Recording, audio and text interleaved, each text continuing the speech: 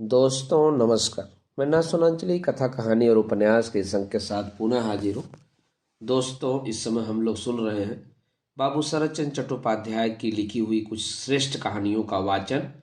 दोस्तों इस कड़ी में आज लीजिए सुनिए उनकी लिखी हुई एक कहानी राम की सुमति का वाचन मेरे अर्थात ना सुनांचली के स्वर में। रामलाल की उम्र तो कम थी पर दुष्ट बुद्धि कम न थी। गांव के लोग उससे डरते थे। उसका अत्याचार कब किधर से किस रूप में टूट पड़ेगा इस बात का अंदाजा लगाना मुश्किल था। उसके सौतेले बड़े भाई श्यामलाल को भी ठीक शांत प्रकृति का आदमी नहीं कहा जा सकता, पर हाँ इतना जरूर था कि वह छोटे से कसूर पर बड़ी सजा नहीं देता था। वह गांव के जमींदार के यहाँ काम करता था और अपनी जमीन जायदाद की भी देखभाल करता। घर की हालात मजे की थी। कुआं, बगीचा, खेत, 10-20 घर, बागदी प्रजा और कुछ नगद रुपया भी उसके पास था। श्यामलाल की स्त्री नारायणी जब पहली बार इस घर में आई, यह करीब 13-14 वर्ष पहले की बात है। तब उसी साल राम की विधवा माँ का देहांत हुआ।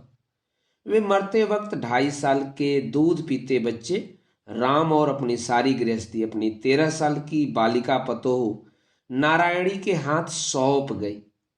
इस साल चारों तरफ बुखार का बोलबाला था। नारायणी को भी बुखार आ गया। 3-4 गांवों के बीच नीलमणि बाबू ही एकमात्र डॉक्टर थे, सो भी अध कचरे। फिर भी इस समय उनकी फीस भी 1 रुपये से बढ़कर 2 रुपया हो गई थी। इसके साथ ही उनकी कुनैन की पुड़िये भी अरारोट और मैदे की मिलावट से जायकेदार बन गई थी। साल दिन बीत गए पर नारायणी का बुखार जरा भी हल्का न पड़ा। श्यामलाल को चिंता हो गई। घर की नौकरानी नृत्यकाली जो डॉक्टर को बुलाने गई थी वह लौटकर आई। बोली, डॉक्टर बाबू आज दूसरे गांव जाएंगे, 4 रुपए पर सो नहीं आ सकते। श्यामलाल को गुस्सा आ गया। बोले, अरे तो कमबख्त को हम भी 4 आने ही देते, आता तो सही। रुपया बड़ा है कि जान। जा तो बुला ला चमार को। नारायणी ने कमरे के भीतर से बात सुन ली। कमजोर कांपते हुए स्वर में वह बोली, सुनो यहाँ आओ। तुम इतने घबरा क्यों रहे हो? डॉक्टर आज नहीं आते तो कल सही, एक दिन में क्या बिगड़ा जाता है? रामलाल जो आंगन के कोने में अमरूद के पेड़ के नीचे बैठा चिड़ियों के लिए पिंजरा बना रहा था, उठकर आया और बोला, तू रहने दे, मैं जाता हूं। देवर की आवाज सुनते ही नारायणी घबरा कर उठ बैठी और बोली, सुनते हो? राम को रोको। ओ राम, मेरे सिर की कसम है, जाना मत। भैया तो मेरा राजा भैया किसी से लड़ते नहीं है। राम ने सुना ही नहीं, बाहर चला गया। उसका 5 साल का भतीजा जो अब तक सीके हाथ में लिए जैसे के तैसे बैठा था, वह बोला, पिंजरा नहीं बनाओगे चाचा? बना लेंगे, कहकर राम चल दिया। नारायणी ने माथा ठोककर रोने के स्वर में पति से कहा, तुमने उसे जाने क्यों दिया? देखो अब वह क्या उपद्रव करके आता है। श्यामलाल गुस्से में तो थे ही और भी झुंझलाकर बोले, मैं क्या करूं? तुम्हारे रोकने पर भी नहीं रुका। मेरे कहने से रुक जाता, हाथ क्यों नहीं पकड़ लिया? इस अभागे के मारे तो घड़ी भर भी चैन नहीं। मर जाऊं तो अच्छा। नित्तो जा तो बेटी, खड़ी मत रह यहाँ। भोला को भेज, समझा बुझा कर उसे मेरे पास लौटा लाए। शायद वह अभी गाय चराने नहीं गया है। नृत्यकाली भोला की तलाश में चल दी। राम नीलमणि डॉक्टर के घर जा पहुंचा। डॉक्टर अपनी डिस्पेंसरी में बैठे थे, यानी एक टूटी अलमारी के सामने एक टूटी कुर्सी टेबल लगाए, कांटा हाथ में लिए दवा तौल रहे थे और 4-5 रोगी मुंह बाए उसी को देख रहे थे। डॉक्टर तिरछी निगाह से राम को देखकर अपने काम में लग गए। राम क्षण भर चुपचाप खड़ा रहा, फिर बोला, भाभी का बुखार क्यों नहीं अच्छा होता? डॉक्टर ने कांटे पर ही निगाह जमाए हुए कहा, नहीं होता, मैं क्या करूं? दवा तो देता हूं। खाक दवा देते हो? सड़े मैदे के चूरे से कहीं बुखार छूटता है? सुनते ही डॉक्टर कांटा, बाट, दवा आदि सब चीजों को एक तरफ हटाकर लाल लाल आंखें निकालकर राम की तरफ एकटक देखते रह गए। इतनी बड़ी हिमाकत की बात उसके सामने कोई जबान पर ला सकता है, यह उन्हें मालूम ही नहीं था। क्षण भर के बाद ही वे गरज उठे, सड़े मैदे का चूरा तो फिर लेने क्यों आता है रे? और तेरा भैया मुझे पैरों पड़कर बुलाने क्यों भेजता है रे? राम ने कहा, इस तरफ कहीं और कोई डॉक्टर नहीं है, इसलिए तुम्हें बुलाने भेजा है, अगर होता तो नहीं भेजते। कमरे में बैठे हुए लोग दंग होकर सुन रहे थे। उनकी तरफ देखकर राम ने फिर कहा, तुम छोटी जाति के हो, इसी से कह बैठे पैर पड़कर बुलाने भेजते हैं। भैया किसी के पैर नहीं पड़ते। आते वक्त भाभी ने कसम दिला दी है, नहीं तो तुम्हारे सब दांत तो अभी तोड़ देता। खैर सुनो, अच्छी दवा लेकर अभी तुरंत आओ, देर मत करो। आज अगर बुखार अच्छा नहीं हुआ तो सामने जो कलमी आम के झाल लगा रखे हैं अभी तो ज्यादा बढ़े भी नहीं है, रात तक उनमें से एक कुल्हाड़ी की चोट पर कोई भी न बचेगा और कल आकर तुम्हारी ये सीसी बोतलें सब चकनाचूर कर जाऊंगा। इतना कहकर वह फौरन ही वहां से हवा हो गया। डॉक्टर हाथ में कांटा लिए बैठे ही रह गए। एक बूढ़े ने कुछ हिम्मत बांध कर कहा, डॉक्टर साहब आप और देर न करें, अच्छी दवाई अगर कहीं छिपा कर रखी हो तो उसे लेकर जल्दी चले जाओ। उसका नाम राम है, जो कह गया वहीं करके छोड़ेगा। डॉक्टर ने कांटा रखते हुए कहा, मैं अभी थाने में दरोगा के पास जाता हूं, तुम सब गवाह हो। जो बूढ़ा सलाह दे रहा था वह बोला, गवाह? गवाही कौन देगा बाबू? कुनैन खाने से मेरे तो कान भन भन कर रहे हैं। राम ठाकुर क्या कह गया है सो तो कुछ सुनाई ही नहीं दिया, और दरोगा क्या करेगा बाबू? वह देवता देखने में छोटा है, पर उसके साथी बगदी लड़कों का झुंड तो छोटा नहीं है। अगर आग लगाकर घर में बंद कर जला डाले तो न थाने के लोग देखने आएंगे और न दरोगा साहब ही एक मुट्ठी पुआल देकर उपकार करेंगे। गवाही अवाही हमसे नहीं होगी, उससे सब ही डरते हैं। इससे तो अच्छा यही है कि वह जो करने को कह गया है सो कीजिए। जरा मेरी नाड़ी तो देखिए, आज कुछ रोटी वोटी खाऊं? डॉक्टर भीतर ही भीतर जले जा रहे थे। बूढ़े की नाड़ी देखने के प्रस्ताव ने उन्हें भड़का दिया। डपट कर बोले, गवाही नहीं देगा? चलो निकलो यहां से। मैं किसी की नाड़ी आड़ी नहीं देखूंगा, कोई मरता भी होगा तो भी दवा नहीं दूंगा। देखो तुम लोगों की क्या गति होती है। बूढ़ा लाठी उठाकर खड़ा हो गया, कहने लगा, दोष किसी का नहीं डॉक्टर साहब, उनको आप पहचानते नहीं हैं, बड़े शैतान हैं वे लोग। हाँ तो उन्हें भी खबर देने जाना पड़ेगा, नहीं तो समझ बैठेंगे कि थाने जाने की सलाह हम लोगों ने ही दी होगी। बीघे भर बैगन लगाए हैं, बड़े भी हो चुके हैं, शायद आज रात को ही वे सब साफ कर दें। बागदियों के लड़के तो रात को सोते भी नहीं है। बाबू थाने में आप न जाओ, फिर कभी चले जाइएगा। पहले एक शीशी असली दवा ले जाकर उन्हें ठंडा कर आइए। बूढ़ा चला गया। दूसरे लोग जो भी थे वे भी धीरे धीरे खिसकने लगे। नीलमणि बाबू ने एक गहरी सांस ली और मानव जीवन का अंतिम अनुभव संसार के सर्वोत्तम ज्ञान का सूत्र कहते हुए मकान के भीतर चले गए कि दुनिया में किसी साले का भला नहीं करना चाहिए। नारायणी जंगले में से बाहर की ओर देखती हुई फड़फड़ा रही थी। इतने में राम लौट आया और कहा, गोविंदा चल पिंजरा बनाए। नारायणी ने बुलाया, ओ राम जरा इधर आ। राम खम्पंची के छेद में सावधानी से सीख पिरोता हुआ बोला, अभी नहीं, काम कर रहा हूं। नारायणी ने धमकाते हुए कहा, चल जल्दी, कहती हूं ना। राम सब छोड़ छाड़कर तुरंत ही उठ बैठा और धीरे से भाभी के कमरे में आकर तख्तपोश के एक ओर पायताने पर बैठ गया। नारायणी ने पूछा, डॉक्टर मिले थे घर पर? हाँ। क्या कहा उनसे? आने को कहा। नारायणी को विश्वास नहीं हुआ, बोली, सिर्फ आने को कहा और कुछ नहीं कहा? राम चुप ही रहा। नारायणी ने कहा, बता तो सही क्या क्या कहा है। नहीं बताऊंगा। नृत्यकाली ने आकर कहा, डॉक्टर बाबू आ रहे हैं। नारायणी मोटी चादर खींचकर करवट बदल कर लेटी रही। राम भाग गया। थोड़ी देर में डॉक्टर को साथ लिए श्याम लाए। डॉक्टर ने अपना काम पूरा करके अंत में नारायणी से कहा, बहू रानी, बुखार का अच्छा होना न होना क्या डॉक्टर के हाथ की बात है। तुम्हारे देवर ने तो मुझे 2 दिन का समय दिया है। इस बीच अच्छा हो गया तो ठीक है, नहीं तो हमारे मकान में आग लगा देगा। मारे शर्म के नारायणी का तो मरना हो गया। बोली, उसकी सब बातें ऐसी ही होती हैं, आप किसी तरह की चिंता न कीजिए। डॉक्टर ने कहा, लोग कहते हैं कि उसका एक गिरोह है, उस गिरोह की बात और काम में कोई फर्क नहीं पड़ता, इसी से बड़ी आशंका हो रही है बहू। हम तो दवा ही दे सकते हैं, प्राण तो नहीं दे सकते। नारायणी चुप रह गई। श्यामलाल ने नाराज होकर कहा, यह तो हम जानते ही हैं कि वह छोरा किसी न किसी दिन जेल जाएगा, पर साथ में कहीं हम लोगों को भी न जाना पड़े, यही फिक्र है। आज नीलमणि बाबू अपने खास कमरे का एक संदूक खोलकर असली कुनैन और ताजी दवा लाए थे। उसे देकर और सब समझा बुझाकर वे चलने लगे तो श्यामलाल उन्हें 4 रुपया फीस में देने लगे।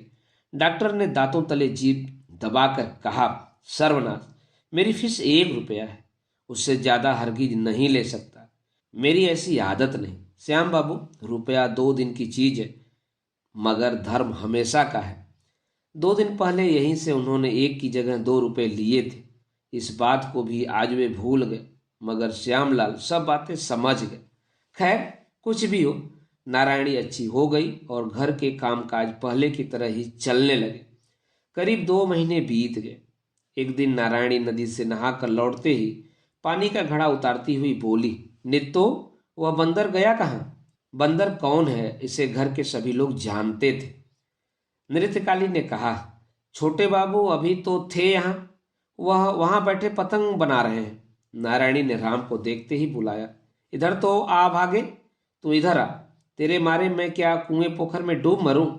रामलाल आधे बेल के गूदे को लकड़ी से खुरचता हुआ नारायणी के सामने आकर खड़ा हो गया। नारायणी ने कहा, सांतरा के बगीचे की खीरे की बेल क्यों उखाड़ा, बता। मुझे उसने उखाड़ते देखा है? उसने नहीं देखा, मैंने तो देखा है। क्यों उखाड़ी, बता। उस बुढ़िया राण ने मुझे गाली क्यों दी? नारायणी ने जल भुनकर कहा, गाली की बात बाद में सुनूंगी, पहले यह बता कि तू चोरी करने क्यों गया था। रामलाल अचंभे और गुस्से में आकर बोला, चोरी कर रहा था? हरगिज नहीं, जरा सा खीरा ले लिया तो क्या चोरी हो गई?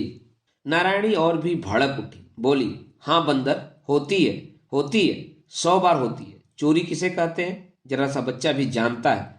धींगरा तो हो गया है, पर अब तू यह भी नहीं जानता। खड़ा रह, एक पैर से, पाजी कहीं का। खड़ा हो, उठा पैर। इधर घर में छोटा बच्चा गोविंदा था, राम का वाहन। 24 घंटे वह राम के पास रहता और सब काम में उसकी सहायता करता। राम के हुक्म के मुताबिक अब तक वह पतंग पकड़े बैठा रहा। गड़बड़ी देख उसे छोड़कर वह मां के पास आकर खड़ा हो गया। राम को इधर उधर करते देख चट से बोला, चाचा खड़े रहो, एक पैर पर। ऐसे कहकर स्वयं उसने खड़े होकर एक पैर से खड़े होने की तरकीब बता दी। राम ने तड़ से उसके गाल पर एक तमाचा जड़ दिया और पीछे की ओर मुड़कर वह एक पैर पर खड़ा हो गया। नारायणी किसी कदर हंसी रोककर बच्चे को गोद में उठाकर रसोई घर में चली गई। 2 मिनट बाद बाहर लौटकर उसने देखा, राम वैसे ही एक पैर पर खड़ा है और धोती के छोर से बार बार आंखें पोंछ रहा है। नारायणी ने कहा, अच्छा जा, हो गया, अब ऐसी बदमाशी मत करना। राम ने बात नहीं मानी, गुस्से में उसी तरह एक पैर पर खड़े खड़े आंखें पोंछता रहा। नारायणी पास जाकर उसकी बांह खींचने लगी, पर वह कड़ा होकर खड़ा ही रहा और जोर से झटका देकर उसने उसका हाथ हटा लिया। नारायणी ने हंसकर फिर एक बार हाथ खींचने की कोशिश की। अब की बार वह पहले की ही तरह जोर के झटके से हाथ हटाकर भाग गया। घंटे भर बाद नृत्यकाली जब राम को बुलाने आई तो देखती है कि चंडी मंडप के उस बाजू के बरामदे में पैर लटकाए चुपचाप मुंह फुलाए बैठे हैं। दासी ने कहा, स्कूल का वक्त हो गया छोटे बाबू, माँ जी बुला रही हैं। राम ने कुछ जवाब नहीं दिया, इस तरह बैठा रहा मानो उसने सुना ही नहीं। नित्तो ने सामने जाकर कहा, माँ जी नहा धोकर खाने को कह रही हैं। राम आंखें घुन्नाता हुआ गरज कर बोला, जा तू यहां से, दूर हो। मगर माँ जी ने क्या कहा सुन लिया? नहीं सुना। जा, मैं नहीं नहाऊंगा, नहीं खाऊंगा, कुछ भी नहीं करूंगा, तू जा यहां से। अच्छा तो मैं जाकर कह देती हूं, कहकर दासी जाने लगी। राम उसी वक्त उठकर चट से पिछवाड़े के गंदे तालाब में डुबकी लगाया और भीगे सर भीगे कपड़े पहने उसी तरह फिर आकर बैठ गया। नारायणी खबर लगते ही घबराकर दौड़ी आई, अरे वो भूत, यह क्या किया तूने? उस तलैया में तो मारे डर के कोई पैर तक नहीं डुबोता और तू मजे से डुबकी लगाया। उन्होंने अपने आंचल से अच्छी तरह उसकी देह पोंछी, सिर पोंछा, अपने हाथ से कपड़े बदले और फिर घर में ले जाकर खाना परोसा।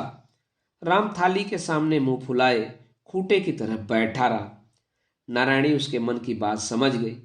पास आकर सिर पर हाथ फेरती हुई बोली, राजा भैया है ना तू, इस वक्त अपने आप खा ले, रात को मैं खिला दूंगी।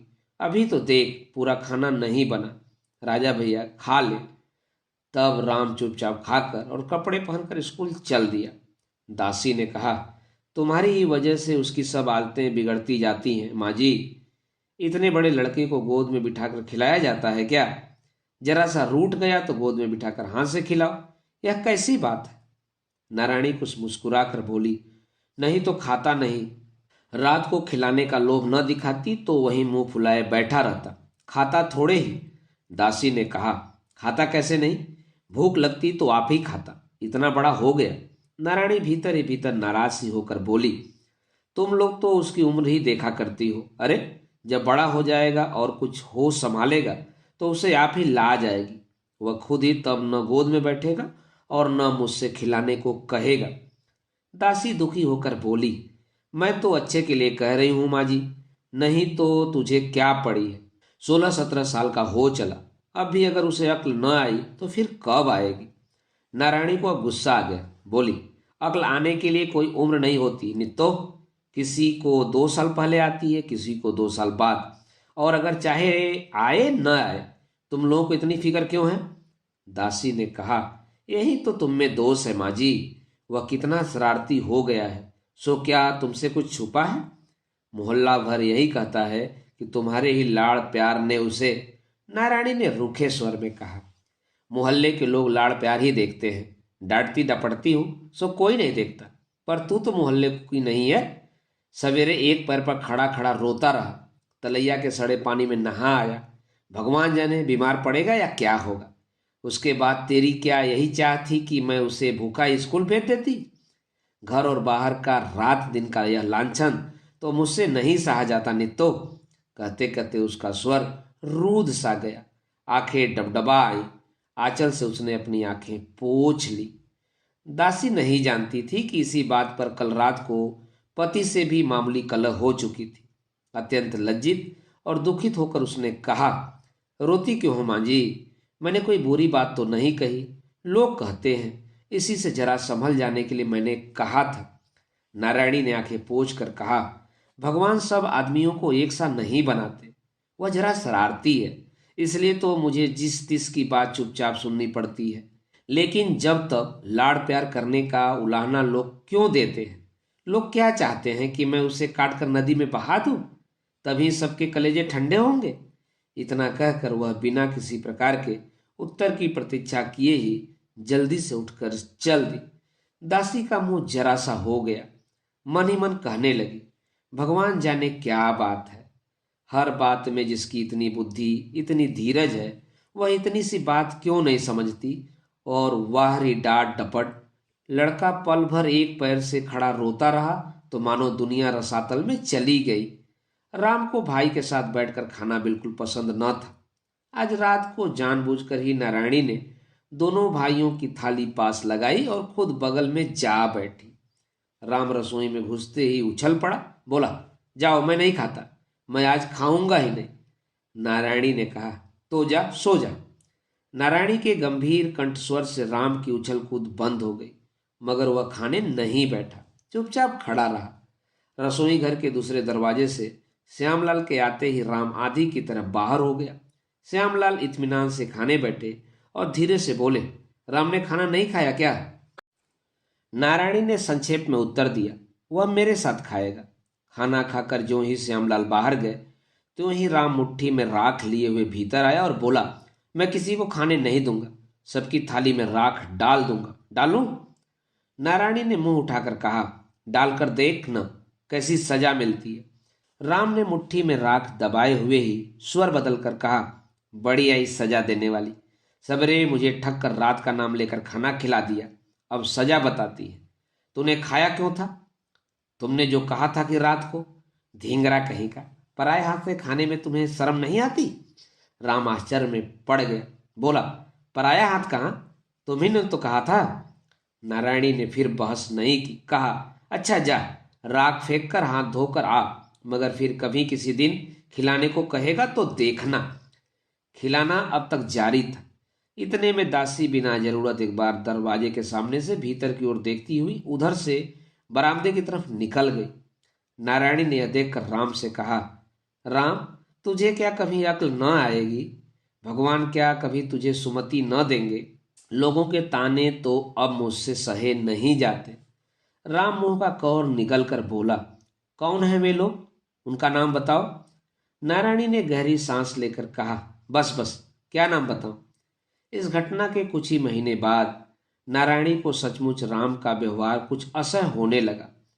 उसकी विधवा माँ दिगंबरी अपनी 10 वर्ष की लड़की सुरधुनी के साथ अब तक किसी तरह अपने भाई के घर दिन काट रही थी। सहसा उस भाई की मृत्यु हो जाने के बाद उसके लिए कहीं खड़े रहने को स्थान नहीं रह गया। नारायणी ने पति को राजी करके आदमी भेजकर उसे अपने यहाँ बुला लिया। वह आई और आने के साथ ही अपनी लड़की पर उसने एक तरह से अधिकार जमा लिया। फिर उसने लगे हाथ राम पर भी अधिकार जमाने के लिए पैर पसारना चाहा। शुरू से ही वह राम को विद्वेष की दृष्टि से देखने लगी थी। आज सवेरे राम 2-3 हाथ लंबा एक पीपल का पौधा ले आया और उसने उसे आंगन के बीचों बीच गाड़ना शुरू कर दिया। रसोई घर के दरवाजे में बैठी हुई दिगंबरी माला फेरती फेरती सब देखती हुई तीखी आवाज में बोली, यह क्या हो रहा है राम? राम ने उसकी ओर देखकर कहा, पीपल बड़ा हो जाएगा तो खूब छां रहेगा। मास्टर साहब ने कहा है पीपल की छां बहुत अच्छी होती है। गोविंदा, जा तो एक लोटा पानी ले आ, मोटा सा एक बांस ले आ, बेड़ा लगाना होगा, नहीं तो गाय बछिया खा जाएगी। दिगंबरी के मन में आग सी लग गई। बोली, आंगन में पीपल का पेड़? यह तो दुनिया से निराली बात है। घर में पीपल लगाते नहीं देखा। राम ने उसकी बात सुनी अनसुनी कर दी। गोविंदा अपने सामर्थ्य के अनुसार एक छोटी सी लुटिया में पानी भर लाया।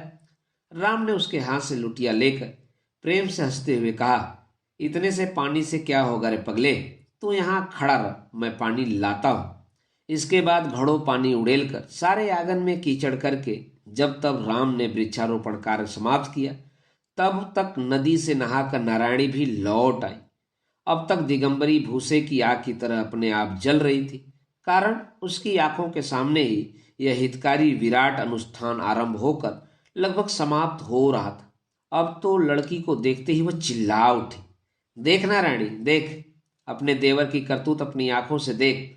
आंगन के बीच में पीपल गाड़ कर कहता है छां होगी, और उधर देख पीछे हरामजादे भोला का काम पूरे के पूरे बांस के झाड़ घसीटे ला रहा है, बेड़ा लगेगा। नारायणी ने पीछे की ओर मुड़कर देखा। सचमुच वह ढेर सारे बांस और खपचिया लिए आ रहा है। भोला और राम की उम्र लगभग बराबर की ही है। नारायणी हंसने लगी। उधर मां का क्रोधित व्यस्त भाव और इधर राम का यह पागलपन, सारा का सारा दृश्य उसको परम हास्यास्पद प्रतीत हुआ। वह हंसकर बोली, आंगन में पीपल के पेड़ का क्या होगा रे? राम आश्चर्य से बोला, क्या होगा क्या भाभी? कैसी ठंडी छां होगी, और यह जो छोटी सी डाली देख रही हो, बड़ी होने पर, ए गोविंदा उंगली मत दिखा, बढ़ेगा नहीं, बड़ी होने पर इस पर झूला डालेंगे और गोविंदा को खूब झुलाया करेंगे। भोला, जरा गड़ासा उठा लाना, तुझसे नहीं होगा, बेड़ा ऊंचा लगाना पड़ेगा, नहीं तो काली बचिया गर्दन डालकर खा जाएगी। इतना कहकर वह फटाफट बांस काटने लगा। नारायणी हंसती हुई भरा हुआ कलसा रखने रसोई घर में चली गई। दिगंबरी की आंखें मारे गुस्से के जलने लगी। लड़की की तरफ क्रोधित दृष्टि से देखती हुई बोली, तूने कुछ नहीं कहा तो यही पीपल लगेगा क्यों? नारायणी ने हंसते हुए कहा, मां तुम घबराती क्यों हो? इतना बड़ा पेड़ कुछ लगेगा थोड़े ही, उसमें जड़ वड़ कहाँ है जो घड़ों पानी डालने से जम जाएगा और बढ़ने लगेगा? यह तो कल ही सूख साकर अलग हो जाएगा। दिगंबरी जरा भी शांत न हुई, बोली, सूखेगा क्या खाक? भला चाहती हो तो उसे उखाड़कर फेंक दे। नारायणी ने चौंक कर कहा, बाप रे, तब तो मुझे घर में रहना मुश्किल हो जाएगा। दिगंबरी ने कहा, क्यों? घर क्या उसका अकेले का है कि मन में आया तो आंगन में पीपल लगा दिया? तू क्या कोई होती ही नहीं? मेरा गोविंदा कोई नहीं है क्या? हे भगवान, पीपल पर दुनिया भर के कौवे चील गिद्ध आकर बसेरा करेंगे, हड्डी गोश्त डालकर आंगन बिगाड़ेंगे। मुझसे तो नारायणी यहाँ नहीं रहा जाएगा। आखिर उससे तू इतनी डरती क्यों है? मालूम भी तो हो, मेरा घर होता तो देखती, यह कितना बड़ा शैतान है, एक दिन में सीधा कर देती। नारायणी को माँ के हृदय और भीतर का दृश्य मानो दर्पण की तरह साफ दिखाई दे गया। वह कुछ देर चुप रहकर जोर से हंस पड़ी, बोली, अभी तो लड़का है माँ, उसमें इतनी अकल कहाँ। अकल होती तो क्या अपने घर के आंगन में पीपल लगाता। 2 दिन रहने दो, फिर तो वह आप ही उखाड़ कर फेंक देगा। दिगंबरी ने कहा, फेंक देगा? वह क्यों फेंकेगा, मैं खुद ही फेंक दूंगी। नारायणी ने कहा, नहीं माँ नहीं, ऐसा काम मत करना, पहले से ही कह देती हूँ, तुम उसे पहचानती नहीं, मेरे सिवा उसके दादा भी उसे छूने की हिम्मत नहीं करेंगे। माँ, आज के दिन तो लगा रहने दो, फिर देखा जाएगा। दिगंबरी नाराज होकर बोली, अच्छा अच्छा, तू जा कपड़े पहन। दोपहर को नारायणी अपने कमरे में बैठी तकिए का गिलाफ सील रही थी। इतने में दासी ने आकर खबर दी, माँ जी सत्यानाश हो गया, नानी जी ने छोटे बाबू का पेड़ उखाड़कर फेंक दिया, अब स्कूल से आते ही वे खा जाएंगे, किसी को छोड़ेंगे थोड़े ही। नारायणी तुरंत सिलाई छोड़कर बाहर आ गई।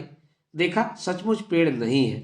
माँ से पूछा, माँ, राम के पेड़ का क्या हुआ?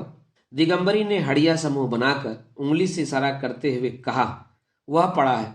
नारायणी ने पास जाकर देखा, उसे सिर्फ उखाड़कर ही नहीं फेंका गया, बल्कि तोड़ मरोड़ कर नष्ट कर डाला गया है। नारायणी ने चुपचाप उठाकर उसी वक्त उसे बाहर फेंकवा दिया और चुपचाप वो अपने कमरे में चली गई। स्कूल से लौटते ही राम ने सबसे पहले अपना पेड़ देखा। देखते ही वह उछल पड़ा, किताब कापी सब फेंक दी, चिल्ला उठा, भाभी मेरा पेड़। नारायणी रसोई में से निकल आई, बोली, बताती हूँ, इधर आ। नहीं नहीं आता, पहले बताओ कहाँ है मेरा पेड़। इधर मेरे पास आ तो सही, बताती हूँ। राम के पास पहुंचते ही वह हाथ पकड़कर उसे कमरे में ले गई और गोद में बिठाकर पीठ पर हाथ फेरती हुई बोली, मंगल को कहीं पीपल लगाया जाता है रे पागल। राम ने शांत होकर पूछा, क्यों, क्या होता है? नारायणी ने कहा, घर की बड़ी बहू मर जाती है, मंगल को नहीं लगाते। राम का चेहरा क्षण भर के लिए उतर सा गया, बोला, दत्त तुम झूठ बोलती हो।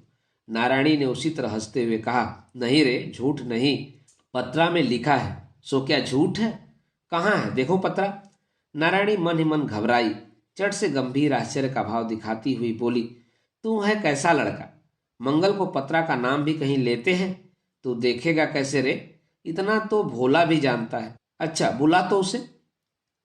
इतनी बड़ी मूर्खता भोला के सामने प्रकट हो जाएगी, इस भय से अप्रतिम हो उसने मातृसम बड़ी बहू के गले में दोनों बाहें डालकर छाती में मुंह दुबकाते हुए बोला, मालूम है, यह तो मुझे भी मालूम है, मगर फेंक देने से फिर कोई तो दोष नहीं रहता ना भाभी। नारायणी ने उसका सिर छाती से चिपकाते हुए कहा, नहीं, अब कोई दोष नहीं है।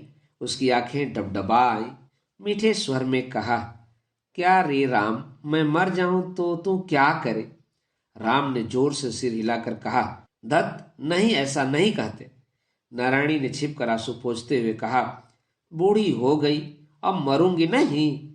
अब राम की समझ में आया कि हंसी में कह रही है। हंसता हुआ बोला, तुम बूढ़ी हो गई, एक भी दांत तो नहीं टूटा, एक भी तो बाल नहीं पका। नारायणी ने कहा, बाल न पके तो क्या, मैं किसी दिन नदी में डूब मरूंगी, नहाने जाऊंगी सो लौटूंगी ही नहीं। क्यों भाभी? तेरे मारे। मेरी माँ को तू देख नहीं सकता, रात दिन झगड़ा किया करता है, उस दिन मालूम पड़ेगा जब मैं लौट कर नहीं आऊंगी। इस बात पर राम ने विश्वास तो नहीं किया, लेकिन उसके मन में खटका पैदा हो गया। बोला, अच्छा अब मैं कुछ नहीं कहूंगा, मगर वे मुझे क्यों छेड़ती रहती हैं? छेड़ने दे, वे मेरी माँ हैं, वे भी गुरजन हैं, जैसे तू मुझे प्यार करता है उसी तरह उन्हें भी किया कर, करेगा ना? राम ने फिर भाभी की छाती में मुंह छिपा लिया। यही मुंह रखकर उसने लंबे 13 वर्ष बिताए हैं, इतना बड़ा हुआ है, फिर भला कैसे वह इतना बड़ा झूठ बोल सकता था? यह तो उसके लिए बिल्कुल ही असाध्य है। नारायणी ने रूधे हुए कंठ से कहा, मुंह छिपाने से क्या होगा, बता। इसी समय दिगंबर याद धमकी, कंठ स्वर में मिठास घोलकर बोली, तुझे काम धंधा भी नहीं है नारायणी? यहाँ देवर को लेकर लाड़ प्यार हो रहा है और वहां तेरे लड़के की दुर्दशा हो रही है। राम ने तुरंत ही मुंह उठाकर देखा, उसकी आंखें भूखे स्वापदों की तरह चमक उठी। नारायणी ने जबरदस्ती उसका सिर अपनी छाती की तरफ खींच लिया और कहा, लड़के की दुर्दशा हो रही है। कैसे? कैसे? अच्छी बात है, कहकर दिगंबरी चलती बनी। बनाकर कहने लायक कोई झूठी बात भी उससे कहते न बनी। राम ने जबरन सिर उठाकर कहा, इस डायन का मैं टिटुआ मसल दूंगा। नारायणी ने उसका मुंह दबाकर कहा, चुप रह पाजी, वे मेरी माँ है। 4-5 दिन बाद एक दिन राम भात खाते खाते जोरों से सिसकारी भरने लगा। वह 2-3 बार पानी पीकर थाली फेंक फाक कर उठ खड़ा हुआ और फिर लगा नाचने। इस डायन के हाथ का भोजन मैं नहीं खाऊंगा, कभी नहीं खाऊंगा। मिर्चों के मारे सारा मुंह जल गया। भाभी, वो भाभी। नारायणी बैठी माला फेर रही थी। सुर सुनकर जल्दी से उठकर आई और बोली, क्या हुआ रे? मारे गुस्से के राम रोने लगा। मैं कभी नहीं खाऊंगा, उसको निकाल दो, कहता हुआ वह तेजी से बाहर निकल गया। नारायणी दंग रहकर कुछ देर तक खड़ी रही, फिर माँ से बोली, माँ, बार बार तुमसे कह दिया तरकारी में इतनी मिर्चें मत डाला करो। इतनी मिर्चें खाने की यहाँ किसी को आदत नहीं है। दिगंबरी आग बबूला हो उठी, बोली, तीता है कहाँ? 2 मिर्चें छौंक में डाल दी तो क्या हो गया? इतना हाय तौबा मच गया। नारायणी ने झुझला कर कहा, न सही 2 मिर्चें हैं, कुछ अटका है, तब कोई खाता ही नहीं। चुप रह नारायणी, चुप रह। चली है मुझे रसोई सिखाने। रसोई बनाते बनाते बाल सफेद हो गए। अब पेट की लड़की से मुझे रसोई बनाना सीखना होगा। धिक्कार है मुझे। नारायणी ने कुछ जवाब न देकर सीधे रसोई घर में जाकर फिर से सामान जुटाना शुरू किया। दिगंबरी दरवाजे पर पैर पसार कर माथा ठोक कर बैठ गई और लगी चिल्लाने, हाँ भैया, कहाँ है तू? मुझे भी अपने पास बुला ले, अब तो नहीं सहा जाता। मुंह में आता है सो ही गाली दे देता है। मैं बुढ़िया हूँ, मैं डायन हूँ, सहा नहीं जाता, मुझे निकाल दो। मैं दामाद लड़की के टुकड़े खाने आई हूँ, मुझे फांसी लगाने को रस्सी भी नहीं जुड़ती। इससे तो गली गली भीख मांगकर पेट भरना लाख गुना अच्छा। सुरो, चल बिटिया, निकल चले, अब इस घर का अन्न पानी नहीं छूऊंगी। सुरधुनी रोनी सी सूरत बनाकर माँ के पास आकर खड़ी हो गई। दिगंबरी उसका हाथ पकड़कर चलने को तैयार हो गई। नारायणी तरकारी बना रही थी। हंसिया रखकर उठ आई और सामने रास्ता रोककर खड़ी हो गई। दिगंबरी ने रोते हुए कहा, हमें रोक मत नारायणी, जाने दे अब। पेड़ के नीचे भूखों मरना अच्छा, पर यहाँ का न भात खाऊंगी और न तेरे यहाँ सोऊंगी। नारायणी ने हाथ जोड़कर कहा, किस पर गुस्सा करके जाती हो माँ? हमसे कोई कसूर हुआ हो तो बताओ। दिगंबरी के रोने में अब और भी उफान आ गया। नाक से बोली, मैं नन्ही सी छोकरी नहीं हूं नारायणी, सब समझती हूँ। बिना तेरी सह पाए उसकी क्या मजाल है जो इतना बढ़ चढ़ कर बोले मैं डायन हूं? हैं? मुझे निकाल दो। अच्छी बात है, मैं खुद ही जाती हूँ। हम तुम लोगों के गले की ग्रह आफत है, सामने से हट जाने दो। नारायणी ने माँ के दोनों पैर छूकर कहा, माँ, आज के दिन माफ करो। अच्छा, उन्हें आ जाने दो, फिर जैसी समझ में आए करना। इतना कह हाथ पकड़कर वह उन्हें भीतर ले गई। दोनों पैरों पर पानी डाला, आंचल से उन्हें पोंछा और एक पीढ़े पर बिठाकर पंखा लेकर हवा करने लगी। उस समय तो उसका क्रोध शांत हो गया, लेकिन दोपहर को श्यामलाल के आकर बैठते ही किवाड़ की आड़ में बैठकर वह उफन उफन कर रोने लगी। पहले तो श्यामलाल देखते ही रह गए, कुछ समझ ही न सके कि आखिर माजरा क्या है। फिर धीरे धीरे सारा हाल उनकी समझ में आ गया और वे भरपेट खाए बिना ही उठ गए। नारायणी समझ गई कि यह गुस्सा किस पर है। दासी से सहा नहीं गया। घर में वह जरा साफ कहने वाली थी, चट से कह बैठी, नानी जी ने जानबूझकर बाबूजी को खाने न दिया। आंखों का पानी सुख थोड़े ही जाता है नानी जी, 2 मिनट बाद ही उसे बाहर निकालती। दिगंबरी के मुंह पर जैसे स्याही पूत गई। वह बिना उत्तर दिए गुम होकर बैठी रही। दोपहर को राम न जाने कहां कहां से घूम फिर कर घर आया। इधर उधर झांक झांक कर भाभी के कमरे में जाकर देखा कि गोविंदा को लिए वह सो रही है। रंग ढंग उसे अच्छे नहीं मालूम हुए, फिर भी धीरे से बोला, भूख लगी है। भाभी ने कोई जवाब नहीं दिया। उसने जरा और जोर से कहा, क्या खाऊं? नारायणी ने पड़े पड़े ही जवाब दिया, मैं नहीं जानती, जा यहां से। नहीं, नहीं जाऊंगा। मुझे क्या भूख नहीं लगती? नारायणी ने करवट बदलकर दुख भरे स्वर में कहा, मुझे परेशान मत कर, नित्तो होगी उससे मांग। राम और कुछ न कहकर चुपचाप बाहर चला आया और दासी को खोजने लगा। मिलते ही वह उससे बोला, कुछ खाने को दे। दासी शायद तैयार ही थी। तुरंत कटोरा भर दूध, थोड़े लाई और नारियल के लड्डू ले आई। राम को गुस्सा आ गया। बोली, ग्रही है। दासी ने कहा, छोटे बाबू, भला चाहते हो तो चुपचाप खा लो, उधम मत करो। बाबू बिना खाए कचहरी चले गए हैं। बहू जी उपवास किए पड़ी हैं। शोरगुल सुनकर अभी निकल आएंगी तो तुम्हारी खैर नहीं, समझ लेना। राम सब देखकर ही आया था। चुपचाप दूध पीकर लाई और नारियल के लड्डू जेब में डालकर तालाब के किनारे जाकर पेड़ के नीचे बैठ गया। खाने में उसकी रुचि नहीं थी। उसे ख्याल आता था कि भाभी उपवास किए पड़ी हैं। वह अन्मयस्क होकर लाई चबाता हुआ सोचने लगा, अगर उसे प्राचीन ऋषि मुनियों जैसा कोई मंत्र आता होता तो वह उसमें वहीं बैठा हुआ भाभी का पेट भोजन से भर देता। मगर मंत्र तो मालूम नहीं। अब क्या उपाय करना चाहिए, कुछ तय न कर सका। घर लौटकर खाने के लिए अनुरोध करने में उसे शर्म आने लगी। इसके अलावा वे खाएंगे भी कैसे? दादा ने तो खाया ही नहीं। अनुरोध करने से भी क्या होगा? उसने जेब के लाई धीरे धीरे तालाब में फेंक दिए और वहीं चक्कर काटने लगा। बार बार उसके मन में केवल यही ख्याल आने लगा, भाभी उपवासी पड़ी हैं। इस बात को वह मन ही मन जितनी ही तरह से कहने लगा, उतनी ही बार उसके मन में सुइयां सी चुभने लगी। रात को श्यामलाल ने स्त्री से कहा, अब तो मुझसे सहा नहीं जाता, उसके साथ रहना अब तो बहुत मुश्किल है। नारायणी दंग रह गई। पूछा, किसकी बात कर रहे हो? राम की। तुम्हारी माँ 4-5 रोज से बराबर कह रही है, राम उनका नाहक अपमान करता है। मैं तो 5 पंचों को बुलाकर उसके सामने सब बंटवारा करके उसे अलग कर दूंगा। अब मुझसे नहीं सहा जाता। नारायणी सन्नाटे में आ गई।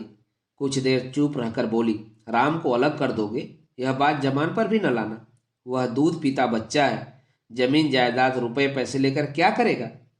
श्यामलाल ने व्यंग करते हुए कहा, दूध पीता बच्चा तो है, जमीन जायदाद का क्या करेगा, इसको वही जाने। नारायणी ने कहा, वह कुछ नहीं जानता, मैं सब जानती हूँ। अब समझी, माँ तुम्हें 4-5 रोज से यही कहती फिरती हैं, क्यों?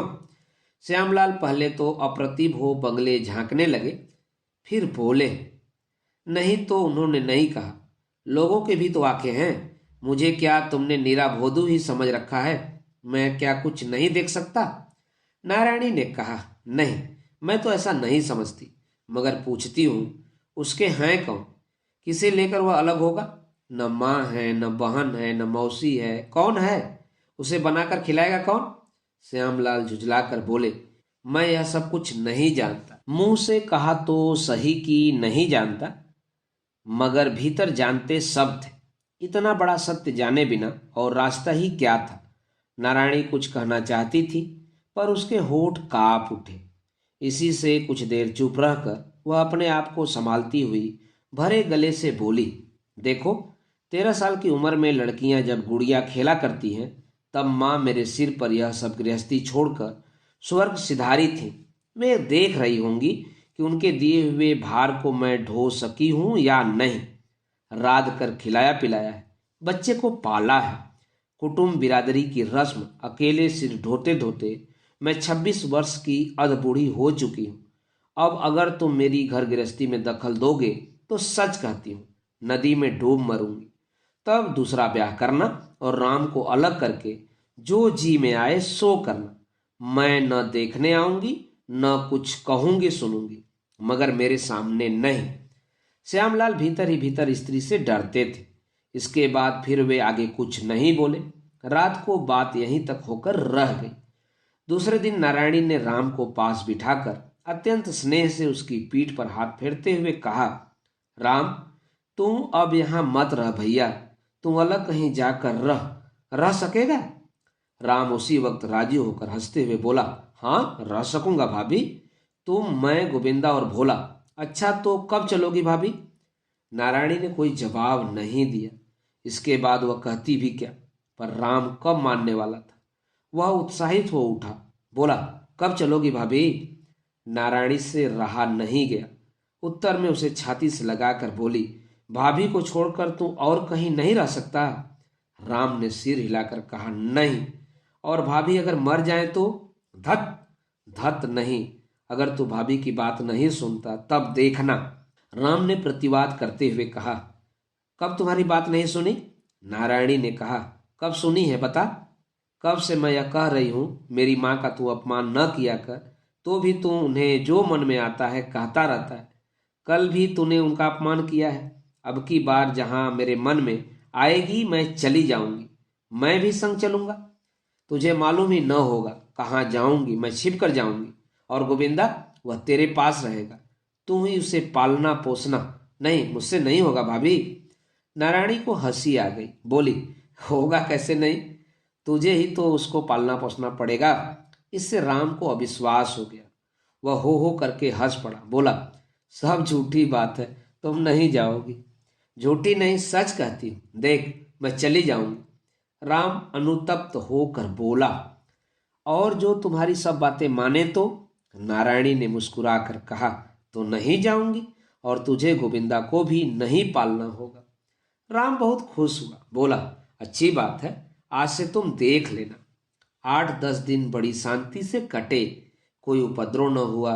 दिगंबरी की तरफ से कटाक्ष होते ही न हो यह बात नहीं थी, पर राम गुस्सा न होता था। उस दिन की भाभी की बात पर उसे पूरा विश्वास तो नहीं हुआ, मगर फिर भी उसे डर हो गया। परंतु भगवान विरूप थे, फिर एक दुर्घटना हो गई। आज दिगंबरी ने अपने स्वर्गीय पिता की बरसी करने के लिए 12 ब्राह्मणों को भोजन कराने का संकल्प किया था। पिता की प्रेतात्मा अब तक पुत्र के घर पर चुपचाप बैठी थी। अब बेटी जमाई के घर उसका आवागमन होने लगा, प्रत्यक्ष नहीं स्वप्न में। फिर उसे संतुष्ट तो करना ही चाहिए। सवेरे सवेरे राम गणित पढ़ रहा था।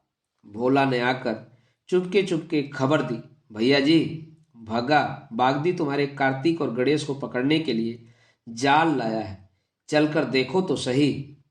यहाँ जरा समझना पड़ेगा, बहुत दिनों के पुराने बड़े बड़े 2 रोहू मछली घाट के किनारे हमेशा चक्कर लगाया करते थे।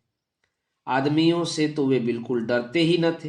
राम कहा करता था, ये उसकी पाली हुई मछलियां हैं। उसके नाम रखे थे कार्तिक और गणेश। मोहल्ले में ऐसा कोई बाकी न था जिसने कार्तिक और गणेश के असाधारण रूप गुणों की बातें राम से न सुनी हो और वह उसके अनुरोध से एक बार देख न आया हो। उनमें क्या विशेषता है यह सिर्फ वही जानता था, और कौन सा कार्तिक है कौन सा गणेश, इसकी पहचान भी सिवा उसके और कोई नहीं कर सकता था। भोला भी कभी कभी घपले में पड़ जाता और इस भारी गलती के लिए राम से कनेठी खाता। नारायणी कभी कभी हंसकर कहती, राम के कार्तिक गणेश मेरी तेरही में काम आएंगे। भोला की खबर ने राम को रंच मात्र भी विचलित नहीं किया। उसने स्लेट पर और झुककर कहा, जाल डालकर देखे न, मजा जरा, जाल तोड़कर वे निकल जाएंगे। भोला ने कहा, नहीं भैया जी, हमारे यहाँ का जाल नहीं है, भगा मल्लाहों को यहाँ से मोटा जाल मंगा लाया है, उसे नहीं तोड़ सकेंगे। राम ने स्लेट रखकर कहा, चल तो देखो। तालाब किनारे जाकर देखा, उसके कार्तिक गणेश के विरुद्ध सचमुच ही षड्यंत्र चल रहा है। भगा घाट के पास थोड़ी सी लाई डालकर जाल लिए तैयार खड़ा है। राम ने आकर उसे जोर से धक्का दिया, बोला, बदमाश कहीं का, लाई डालकर मेरी मछलियों को बुला रहा है। भगा रोनी सूरत बनाकर डरता हुआ बोला, बड़े बाबू हुक्म दे गए हैं और कोई मछली नहीं मिली है भैया जी। राम ने झटका देकर उसके हाथ से जाल छीनकर फेंक दिया और बोला, जा यहाँ, जा भाग यहाँ से। भगा जाल उठाकर धीरे से चल दिया। राम लौटकर फिर स्लेट चाक लेकर बैठ गया। उसने प्रतिज्ञा की थी किसी पर गुस्सा न करेगा। दिगंबरी आज जल्दी जल्दी संध्या करके निवृत्त हो जाना चाहती थी। दासी ने आकर खबर दी, मछली तो नहीं मिली नानी जी, छोटे बाबू ने भगा को मारकर भगा दिया। इन दोनों मछलियों पर दिगंबरी की बहुत दिनों से लुब्ध दृष्टि थी। बड़ी मछली के बारे में विधवा के मनोभाव का अनुमान नहीं करना चाहिए। असल में लोभ उसका ठीक अपने लिए था। यह कहना ठीक नहीं होगा, बल्कि अपने किसी काम में अपने हाथ से राध कर सद्ब्राह्मणों की पत्तल में परोस कर पुण्य और ख्याति प्राप्त करने की वासना उसके मन में बहुत दिनों से पुष्ट हो रही थी।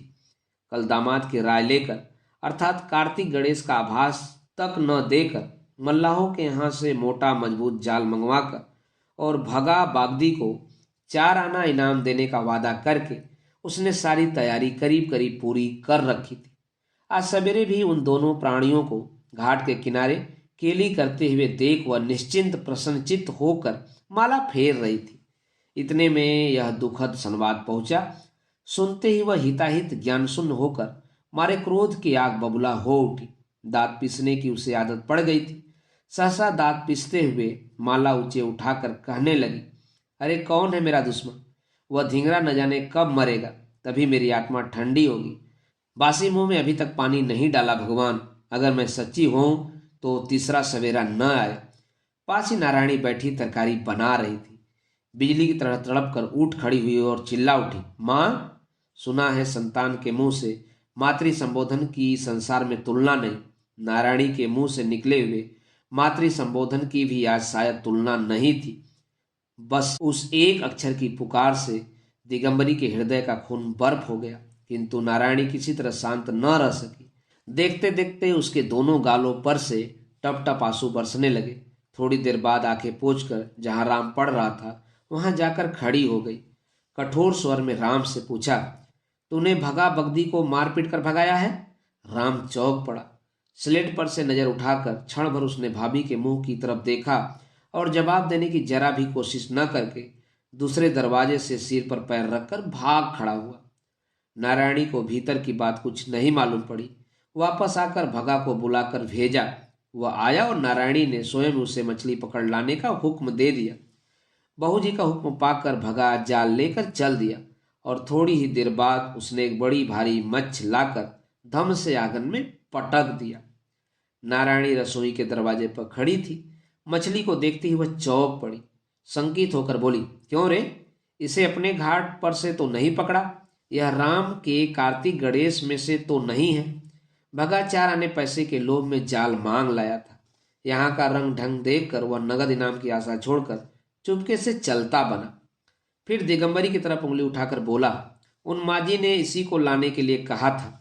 नारायणी स्तंभित होकर खड़ी रही। दासी यद्यपि राम पर बहुत ज्यादा खुश न थी, फिर भी मछली देकर उसे गुस्सा आ गया। दिगंबरी से बोली, अच्छा नानी जी, छोटे बाबू के गणेश कार्तिक की बात मोहल्ले के लोग तक जानते हैं, फिर तुमने क्या सोचकर इस मछली को पकड़ने का हुक्म दे दिया? यहाँ और भी 2-3 तालाब हैं, क्या उनमें मछलियां नहीं थीं? 10 तो आदमी खाएंगे, उनके लिए इस आधे मन के मछली का क्या होगा? अभी तुरंत कहीं छिपा दो इसे। राम बाबू कहीं गए हैं, अभी आ जाएंगे। दिगंबरी ने मुंह फुलाकर कहा, मुझे नहीं मालूम था इतना छल दंड। एक मछली पकड़ ली तो कौन सा जुल्म हो गया? जो कुनबा का कुनबा उछल रहा है, इसे छिपा दो कहीं। आई बड़ी छिपाने वाली। ब्राह्मण क्या खाएंगे, तेरा सिर? दासी ने कहा, तुम्हारे ब्राह्मण खाएंगे 2-2:30 बजे, बहुत समय है, तब तक 1 छोड़ 10 मछलियां आ जाएंगी। छोटे बाबू को पहले स्कूल चले जाने दो, नहीं तो जीना दूभर हो जाएगा। भोला अभी तो यहीं खड़ा था, गया कहाँ वह? चला गया मालूम होता है खबर देने। अब खैर नहीं बहू जी, जो कुछ करना हो जल्दी कर डालो, अब और खड़ी मत रहो। जरूरत पड़ने पर कब कहाँ राम मिल सकता है, भोला इस बात को जानता था। वह दौड़ा दौड़ा बगीचे के पिछवाड़े में उत्तर की तरफ अमरूद के पेड़ के नीचे पहुंच गया। राम एक डाली पर पैर लटकाए बैठा हुआ कच्चे अमरूद चबा रहा था। भोला ने हाँफते हुए आकर कहा, जल्दी देखने चलो भैया जी, भगा ने तुम्हारे कार्तिक को मार डाला। राम ने अमरूद उतरना बंद कर दिया। कहा, झूठ।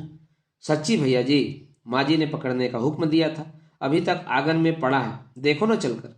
राम धड़ाम से नीचे कूद पड़ा और हाथी की तरह उड़ता हुआ आंगन में पहुंचा। पहुंचते ही वहां ठिठक कर खड़ा हो गया। मछली को देखते ही एकाएक बड़े जोर से चिल्ला उठा, यही तो मेरा गणेश है। भाभी, तुमने हुक्म देकर मेरे गणेश को पकड़वाया। कहता हुआ राम जमीन पर अवधा पड़ गया और बलि पर चढ़े हुए सिर कटे बकरे की तरफ पैर पटकने लगा। उसका यह शोक कितना सत्य है, कैसा दुर्दम्य है, इस विषय में शायद दिगंबरी को भी संशय न रहा। उसे खिलाने के लिए रात को नारायणी ने काफी मनाया बहलाया, पर राम टस से मस न हुआ। बांह पकड़कर उठाया तो उसने झटका देकर हाथ अलग कर दिया और सारे दिन उपवास करने के बाद रात को 2-4 दाने भात मुंह में देकर उठ गया। दिगंबरी ओट में खड़ी खड़ी दामाद से कहने लगी, तुम एक बार कहो, नहीं तो नारायणी खाएगी नहीं, दिन भर उपवास किए पड़ी है। श्यामलाल ने पूछा, उपवास क्यों किया है? दिगंबरी से रोया नहीं गया, इसलिए वह कंठ को जरा करुण बनाकर बोल उठी, मेरा ही कसूर हुआ है बाबा, माफ करो। मुझे क्या मालूम था कि तालाब से ब्राह्मण भोज के लिए एक मछली पकड़वा कर मांगने से ऐसा महाभारत हो जाएगा। श्यामलाल ठीक से समझ न सके। उन्होंने दासी को बुलाकर पूछा, क्या हुआ है नित्तो? दासी ने सामने न आकर जहां थी वहीं से कहा, वह छोटे बाबू का गणेश था। श्यामलाल चौंक पड़े। पूछा, वह राम के कार्तिक गणेश में से एक था क्या? दासी ने जवाब दिया, हाँ। अब ज्यादा कहने की जरूरत ही न थी, वे सब समझ गए। बोले, राम ने भी नहीं खाया होगा? दासी ने कहा, नहीं। श्यामलाल ने कहा, तो फिर कहना ही फिजूल है। उसने नहीं खाया तो वह थोड़े ही खाएगी। दिगंबरी कहने लगी, ऐसा कांड होगा जानती तो मैं ब्राह्मण भोजन की बात भूल कर भी जबान पर न लाती बेटा। उसने खुद हुक्म देकर मछली क्यों पकड़वाई और अब क्यों ऐसा कर रही है वही जाने। मैं चुप्पी ही साध गई थी, तो भी सब दोष मेरा ही है। हम दोनों को और कहीं भेज दो बेटा, यहाँ तो अब एक घड़ी भी रहना नहीं होगा। थोड़ी देर चुप रहकर दिगंबरी ने बिल्कुल रोने की सी आवाज में फिर कहना शुरू कर दिया, मेरी फूटी तकदीर अगर ऐसी न होती तो क्यों ऐसा भाई मरता और क्यों मुझे झाड़ू लात खाने को यहाँ आना पड़ता। बेटा, हम बिल्कुल ही मोहताज हैं। इसी से हाथ जोड़कर कहती हूँ, हमारे लिए तुम्हें गुजर का कोई ठौर ठिकाना कर देना होगा। श्यामलाल व्यस्त हो उठे, मगर हाँ ना कुछ कह नहीं सके। नारायणी ओट में खड़ी होकर सब सुन रही थी और अपनी माँ की निर्लज्ज मायाचारी के लज्जा के मारे मरी जा रही थी। वह सीधे राम के कमरे के सामने जाकर दरवाजा खटखटाकर बोली, राजा कैसा है तू? भाभी की बात नहीं सुनेगा? दरवाजा खोल दे। राम जाग रहा था पर उसने जवाब नहीं दिया। नारायणी ने फिर पुकारा, उठ तो सही, उठ, किवाड़ खोल दे भैया। अब की बार वह चिल्लाकर बोला, नहीं नहीं खोलूंगा, नहीं, तुम जाओ, तुम सब मेरे दुश्मन हो। अच्छा सो ही सही, तू किवाड़ तो खोल। नहीं नहीं, मैं नहीं खोलूंगा। सचमुच ही उसने उस रात किवाड़ नहीं खोले। श्यामलाल अपने कमरे में से सब सुन रहे थे। नारायणी के भीतर आते ही उन्होंने कहा, या तो कोई रास्ता निकालो, नहीं तो मैं सब छोड़कर जहां जी में आएगा चला जाऊंगा। इतना उपद्रव मुझसे बर्दाश्त नहीं होता। नारायणी को जवाब न देकर सोचने लगी। इसके बाद 2-3 दिन और बीत जाने पर भी जब राम का गुस्सा कम न हुआ तो नारायणी भीतर ही भीतर क्षुब्ध और नाराज हो उठी। आज शाम हो जाने पर भी राम स्कूल से घर नहीं लौटा तो वह उत्कंठित क्रोध से बहुत अधीर हो गई। इतने में दिगंबरी नदी से नहाकर दुनिया भर की खबर सुध लेती, राम की अमंगल कामना करती, अपनी बड़ी लड़की की दुनिया से न्यारी मति गति के असंभावी दुष्परिणाम की अड़ोस पड़ोस में घोषणा करती, शोक तापादी से असमय में बाल सफेद होने का कारण दर्शाती, अपने को बड़ी उम्र में बड़ी लड़की नारायणी के लगभग की बताती और भाई की घर गृहस्थी में अपने एक छत्र प्रभुत्व का विश्वास योग्य इतिहास सुनाती हुई इत्मीनान से घर लौट रही थी। लेकिन बीच में एक घटना सुनकर उड़ती हुई घर आ पहुंची। आंगन में पैर रखते ही वह ऊंचे स्वर में कहने लगी, अपने दुलारे बूढ़ी देवर की करतूत सुन ली नारायणी? मारे डर और आशंका के नारायणी का चेहरा फक पड़ गया। उसने पूछा, कौन सी करतूत? दिगंबरी ने कहा, वे लोग थाने को गए हैं और जाए नहीं तो क्या करें। ऐसा बज्जात लड़का तो मैंने 7 जन्मों में नहीं देखा। अब जाए जेल। उसके चेहरे से खुशी मानो टपकी पड़ती थी। नारायणी ने उसकी बात का कुछ जवाब न देकर दासी को बुलाकर कहा, राम अभी तक आया क्यों नहीं? भोला को तो भेज जरा, जाकर ढूंढ लाए। दिगंबरी ने कहा, मैं तो सब जान सुनकर आई हूं। नृत्यकाली सुनने के इंतजार में मुंह बाए खड़ी रह गई। नारायणी ने भुड़क कर कहा, खड़ी है यही, जाती क्यों नहीं? कान से सुनाई नहीं पड़ता क्या? दासी सिपटिटाकर उसी वक्त चली गई।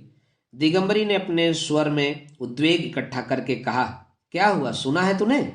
पहले तुम कपड़े पहन लो माँ, बाद में कुछ कहना, कहती हुई नारायणी वहां से चल दी। दिगंबरी दंग रह गई और मन ही मन बोली, ओहो, लड़की का गुस्सा तो देखो। ऐसे दिलचस्प कांड का धारावाहिक पूरा वर्णन न कर सकने के कारण उसका पेट फूलने लगा। राम की करतूत का संक्षिप्त सार यह था, गांव के स्कूल में जमींदार का भी एक लड़का पढ़ता है। आज टिफिन के वक्त उसके साथ राम की बहस हो गई। विषय जरा जटिल था, इसलिए उसकी मीमांसा न हो सकी और मारपीट हो गई। जमींदार के लड़के ने कहा, शास्त्र में लिखा है कि शमशान काली रक्षा काली की अपेक्षा बहुत अधिक जागृत है क्योंकि उसकी जीभ बड़ी है। राम ने प्रतिवाद किया, हरगिज नहीं, मसान काली की जीभ कुछ चौड़ी जरूर है किंतु बहुत बड़ी नहीं और ऐसी लाल भी नहीं। कुछ दिन पहले मोहल्ले में सार्वजनिक रक्षा काली की पूजा हुई थी। उसकी स्मृति राम के मन में स्पष्ट विद्यमान थी। जमींदार के लड़के ने राम की बात न मानकर और अपनी हथेली बताकर कहा, रक्षा काली की जीभ तो इतनी सी ही है। राम को गुस्सा आ गया। बोला, क्या इतनी सी? कभी नहीं, वह इतनी बड़ी है। इतनी सी जीभ होती तो क्या कभी पृथ्वी की रक्षा कर सकती थी? पृथ्वी रक्षा करती है, इसीलिए तो रक्षा काली नाम है।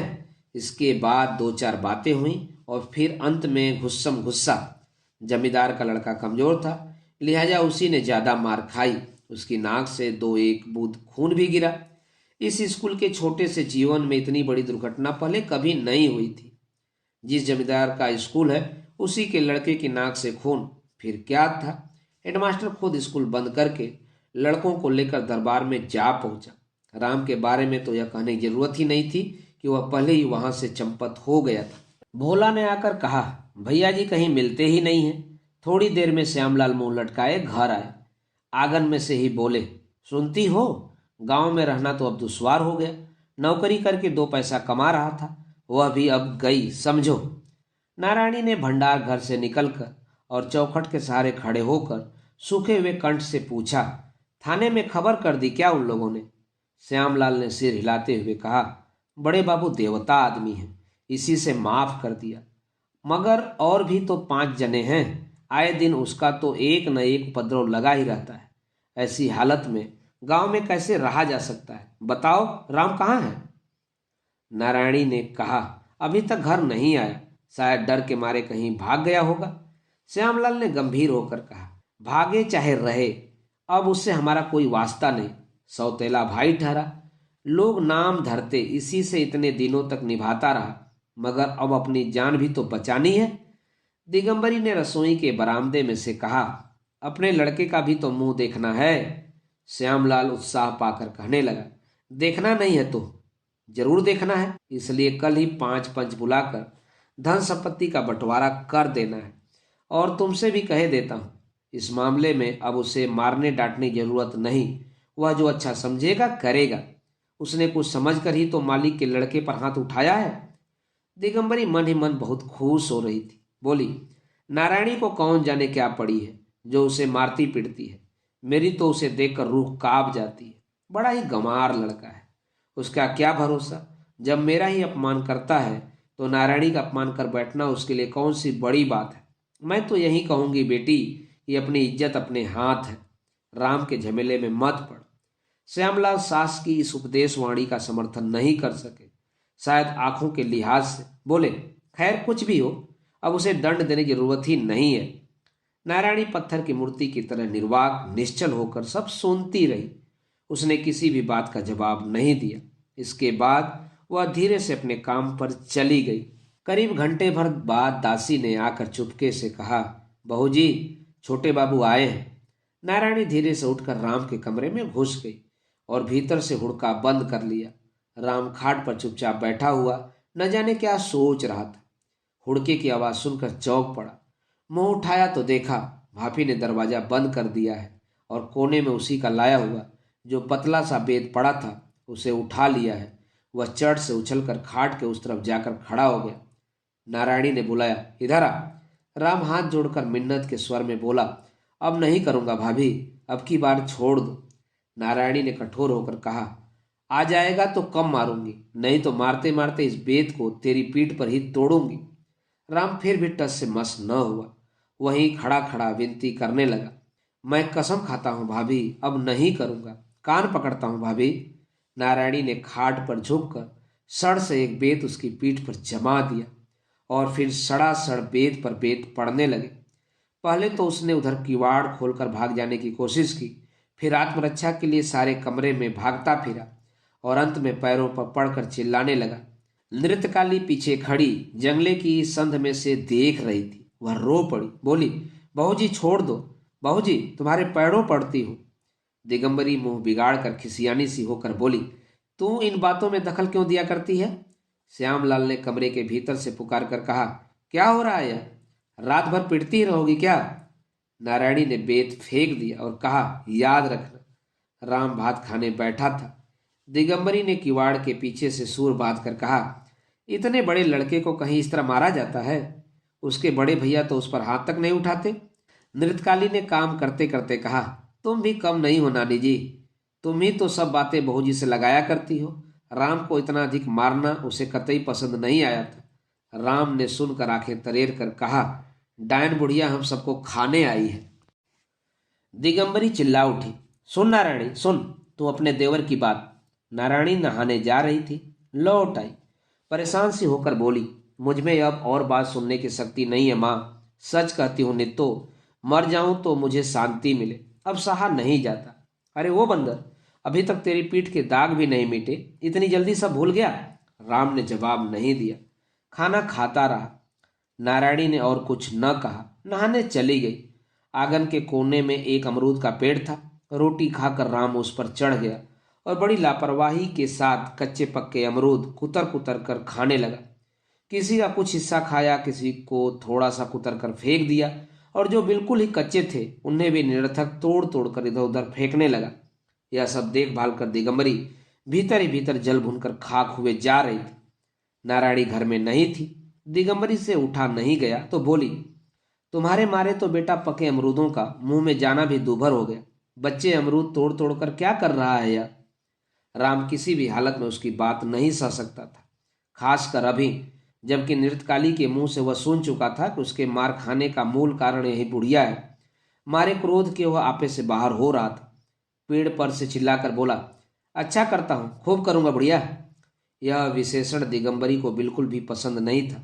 वह मुंह बिचकाकर बोली, बुढ़िया खूब करेगा, अच्छा आने दे उसे, जैसा कुत्ता है वैसा ही डंडा चाहिए। कैसा बेहया लड़का है। मारते मारते पीठ की चमड़ी उधेड़ दी गई, फिर भी जरा हया शर्म नहीं।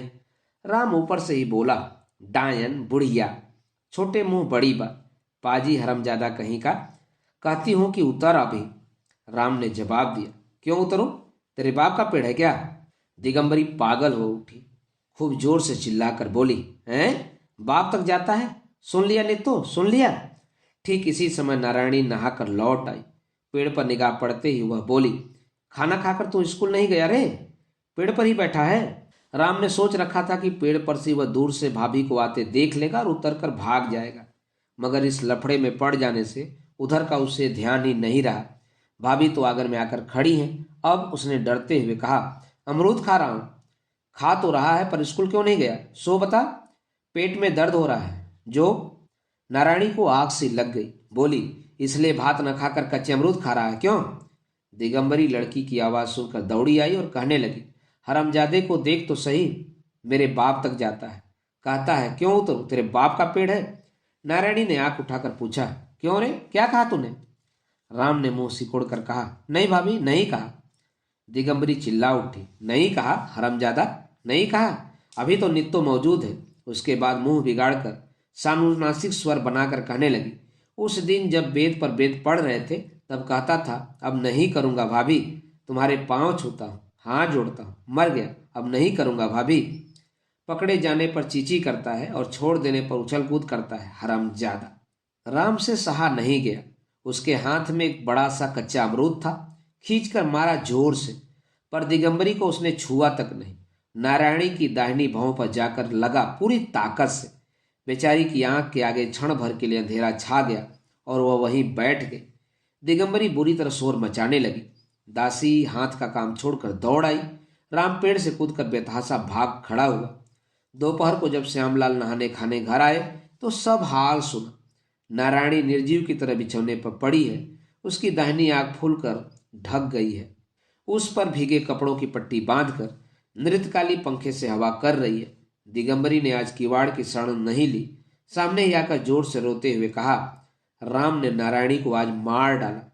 श्यामलाल मारे आशंका के चौक पड़े। पास जाकर चोट की परीक्षा करके कठोरता के साथ स्त्री से बोले, आज मैं तुम्हें कसम देता हूं कि अगर तुम उसे खाने को दो, अगर किसी दिन उससे बोली, उसकी किसी भी बात में पड़ो, उस दिन मेरा सिर खाओ। नारायणी सिहर उठी और बोली, चुप रहो चुप रहो, ऐसी बात मुंह से मत निकालो। श्यामलाल ने कहा, मेरी इतनी बड़ी कसम अगर न मानोगी तो भगवान करे उसी दिन तुम्हें मेरा मरा मुंह देखना पड़े। यह कहकर वे स्वयं डॉक्टर को बुलाने चले गए। राम पूरे दिन नदी किनारे घूम फिर कर, बैठ कर, खड़े होकर, संभव असंभव सब तरह की कल्पना करके शाम के बाद अंधेरे में घर लौटा। देखा आंगन के बीच में खपचियों का बेड़ा लगाकर मकान को दो भागों में विभक्त कर दिया गया है। हिलाकर देखा, खूब मजबूत है, तोड़ा नहीं जा सकता। रसोई घर में दिया जल रहा था। चुपके से मुंह बढ़ाकर देखा, वहां भी वही बात है, कोई है ही नहीं, सिर्फ बर्तनों का ढेर जमीन पर पड़ा है। बात क्या है, साफ समझ में न आने पर भी सवेरे की दुर्घटना के साथ इसका संबंध है यह अनुमान करके उसकी छाती सूख गई। तब वह चुपचाप अपने कमरे में जाकर मकान के दूसरे हिस्से की गतिविधि जानने के लिए कान लगाकर आहट सुनने लगा। इससे पहले उसे जो बड़े जोर की भूख लग रही थी, अब उसे वह भूल गया। करीब 9 बजे होंगे। घूमकर पिछवाड़े की तरफ जाकर राम ने पीछे का दरवाजा खटखटाया तो दासी ने किवाड़ खोल दिए और खुद अलग जाकर खड़ी हो गई। राम ने पूछा, भाभी कहाँ हैं? कमरे में सो रही हैं। राम ने कमरे में जाकर देखा, भाभी खाट पर सो रही हैं और नीचे चटाई बिछाकर दिगंबरी अपनी छोटी लड़की के साथ बैठी है। गोविंदा खेल रहा था। राम को देखते ही दौड़ आया, चाचा का हाथ पकड़कर उस पर झूल गया और बोला, चाचा तुम्हारा घर उधर है, इधर हम लोगों का घर है। बाबूजी ने कहा है इधर आने से तुम्हारी टांग तोड़ देंगे। राम जैसे ही खाट पर जाकर पायते के पास बैठा, वैसे ही नारायणी ने अपने पैर समेट लिए। राम चुपचाप बैठा रहा। दिगंबरी ने अपनी लल्ली को धक्का देकर कहा, कहती क्यों नहीं सुरो? तेरे जीजाजी ने क्या कहा है इसके लिए? सुरधुनी रटे हुए सबक की तरह जल्दी जल्दी कहने लगी, जीजाजी ने कहा है तू इधर मत आना, कल सवेरे आगे। और क्या अम्मा? दिगंबरी ने कहा, जमीन जायदाद। सुरधुनी ने कहा, जमीन जायदाद सबका बंटवारा हो जाएगा। दिगंबरी बोल उठी, कसम की बात क्यों नहीं कहती बुर्बक लड़की? सुरधुनी ने कहा, जीजाजी ने कसम दे दी है, जीजी को कि खाने को भी मत देना, बात भी मत करना, जीजाजी ने कहा है। नारायणी ने बिस्तर पर से ही झिड़क दिया, अच्छा अच्छा हो गया, तू चुप रहो। फिर दिगंबरी कहने लगी, ठीक ही तो है बेटा, तुम कभी किसी का खून कर डालो, कोई ठीक थोड़ा ही है। वे कसम न दे तो क्या करें? मैं तो भाई उनको किसी भी बात में दोष नहीं दे सकती। चाहे कोई कहे इस घर में तुम्हारा आना जाना खाना पीना अब नहीं हो सकता, इसे भी तो अपने पति के सर की कसम माननी पड़ेगी। सुरधुनी ने कहा, अम्मा भूख लगी है, खाने चलो ना। दिगंबरी ने जरा खींच कर कहा, ठहर जरा बेटी, राम घर में बैठा है, ऐसी अवस्था में तो वह घर में आग लग जाने पर भी नहीं उठ सकती। राम की छाती के भीतर का दबा हुआ रोना भीतर सर पटकने लगा, परंतु दिगंबरी के सवेरे के उस मुंह बनाकर बिराने ने उसकी छाती पर पत्थर रखकर रास्ता रोक दिया। वह रो नहीं सका, एक बार कह नहीं सका, अब कभी नहीं करूंगा भाभी। इस एक ही वाक्य ने बहुत सी आपद विपदों में उसकी रक्षा की है, मगर आज वह उसे भी मुंह से कह नहीं सका। इसी से उसका दम घुटने लगा। इतने में नारायणी ने थके हुए स्वर में कहा, सुरो चले जाने के लिए कह दे इसे। अब वह रोना रोकर कह उठा, हाँ चल जाने को कह दे इसे, मुझे भूख थोड़े ही लगती है, तभी तो नहीं खाया है। नारायणी ने जरा उत्तेजित होकर कहा, एकदम मार ही क्यों नहीं डाला? तब 10-10 हाथों से खाता। मैं नहीं जानती, जाए नृतकली के पास। नहीं जाता उसके पास, किसी के पास नहीं जाता। मैं बिना खाए उपासा सो जाऊंगा। कहते हुए राम धम धम पैर पटकता हुआ घर को कपाता हुआ बाहर निकल गया और चुपचाप अपने घर जाकर खाट पर पड़ रहा। दासी थोड़ा सा खाना ले आई और बोली, छोटे बाबू उठो खा लो। राम उछलकर गरज उठा, जा यहाँ से जलमुही, चली जा यहाँ से। नृत्यकाली खाना रखकर चली गई। राम ने थाली गिलास उठाकर आंगन में फेंक दिया। सवेरे श्यामलाल जब अपने काम से चले गए तो राम अपने आंगन में टहलता हुआ गरजने लगा, कसम वसम मैं नहीं मानता। ओह बड़ी कसम दी है। कौन होते हैं वे जो कसम दिलाते हैं? वे क्या मेरे सगे भैया हैं? वे मेरे कोई नहीं है, उनकी बात मैं नहीं मानता। मैंने क्या भाभी को मारा था? बुढ़िया डायन को मारा था और लग गया है भाभी को, फिर वे कसम देने क्यों आए? इन सब बातों का किसी ने भी जवाब नहीं दिया। थोड़ी देर बाद वह स्वर बदलकर कहने लगा, अच्छी बात है, अच्छा ही तो है, मत बोलो, मत दो खाने को, मैं अपने आप खूब मजे से खाना बनाऊंगा। भात दाल अच्छी तरकारी, मछली अकेला खूब पेट भर के खाऊंगा, मेरा क्या बिगाड़ेगा। इस बात का भी किसी ने जवाब नहीं दिया। तब वह रसोई में जाकर खनाखन झनाझन थाली गिलास लोटा चम्मच इधर से उधर उठा रख कर काम करने लगा। शोरगुल के साथ भोला को चावल दाल धोने और तरकारी बनाने की आज्ञा दी। नृत्यकाली सब कुछ रसोई घर में रख गई थी। भोला को हुक्म दिया, तू मेरा नौकर है, उस तरफ मत जाना। उस घर का कोई अगर इधर आए तो उसकी टांग तोड़ देना। अच्छा समझा ना भोला? नृत्यकाली आए तो जरा इधर। नारायणी रसोई वाले बरामदे में बैठी हुई सब सुन रही थी। दिगंबरी कौतूहल के वश बीच बीच में छेद में से उस तरफ झांक लिया करती थी। थोड़ी देर बाद बड़ी लड़की के पास आकर हंसी रोकती हुई फिस फिस करती हुई कहने लगी, ओहो बेटा की जरा अक्ल तो देखो, आप बढ़िया तरकारी बनाकर खाएंगे। पीतल की पतीली में चावल गले तक भर दिए और जरा सा पानी डाल दिया है, भात बन रहा है।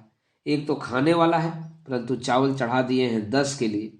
भला यह तो पूछे कि वे गलेंगे कैसे, जलकर खाक न हो जाएंगे। इस पतीली में क्या इतने चावल आ सकते हैं? यह तो उन्हें बर्बाद करना है और घमंड है कि हम बना खाएंगे। रांधते तो हम लोग भी हैं, किंतु दिमाग हमारा कभी नहीं चढ़ा।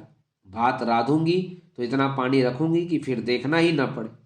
आंख मूंद कर उतार लो, तैयार हो जाएगा। कोई आए बनाए मेरे मुकाबले में, देखो लोग किसका अच्छा बताते हैं। नारायणी ने मुंह फेर लिया। नृत्यकाली पास ही बैठी थी, बोली, नानी जी भी खूब कहती हैं।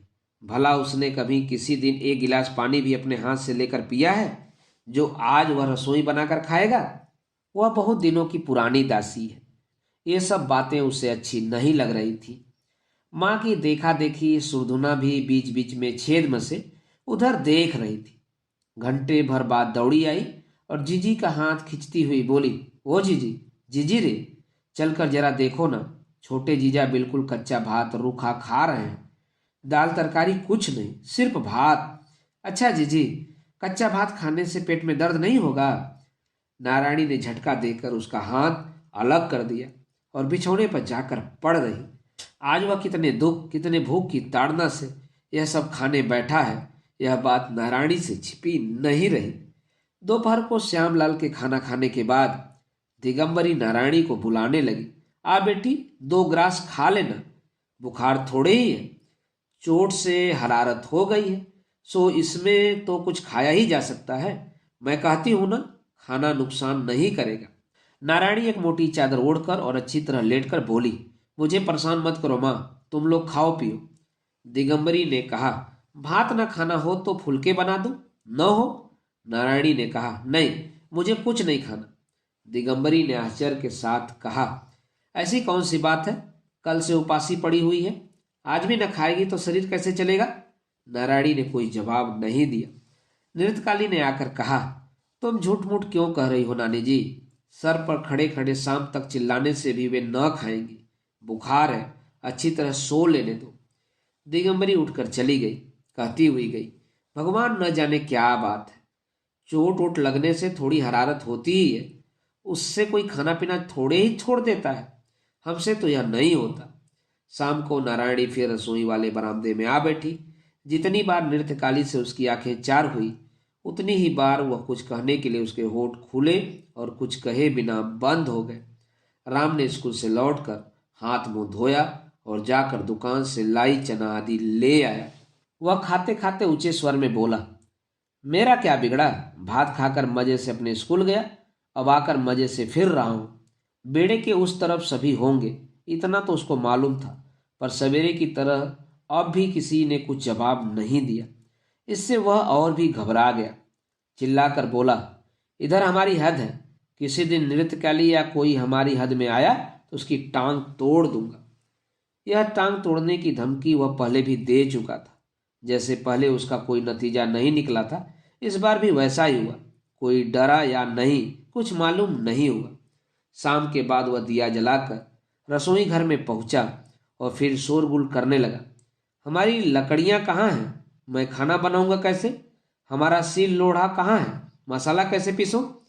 उस घर से दासी ने कहा, बहू ने कहा कल बाजार से सिल लोढ़ा मंगा देंगी। नहीं, मैं खरीदा हुआ सिल लोढ़ा नहीं चाहता। कहकर वह रोता हुआ रसोई घर से निकल गया। कुछ देर बाद फिर लौट आया और कहने लगा, क्यों मेरे गणेश मछली को पकड़वाया? क्यों बुढ़िया ने उसे चिढ़ाया? अच्छी तरह गाली दूंगा, खूब दूंगा।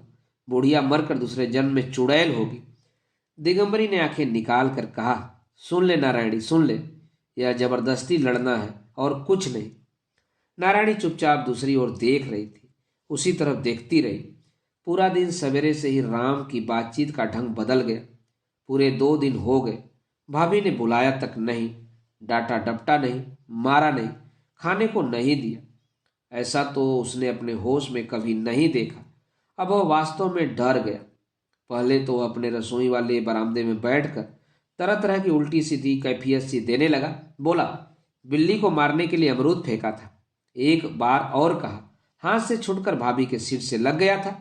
एक बार फिर कहा, मैं तो कच्चा अमरूद फेंक रहा था, किसी को मारा थोड़े था। फिर कहने लगा, किसी को मैंने गाली नहीं दी, परंतु कोई भी कैफियत काम नहीं आई। उधर से किसी ने भी जवाब नहीं दिया, प्रतिवाद नहीं किया, हाँ ना कुछ भी नहीं कहा। राम ने एक बार फिर बड़ी मुश्किल से लज्जा संकोच सब त्याग कर कह ही दिया, अब कभी नहीं करूंगा। इस बात का फिर भी जब कोई नतीजा नहीं निकला, तब वह चुपचाप रोने लगा। अब वह किस तरकीब से, किस चीज से, किस तरह भाभी को संतुष्ट करे। भाभी ने उसे अलग कर दिया है। अब वह खाएगा कहाँ, किसके पास रहेगा, कैसे रहेगा?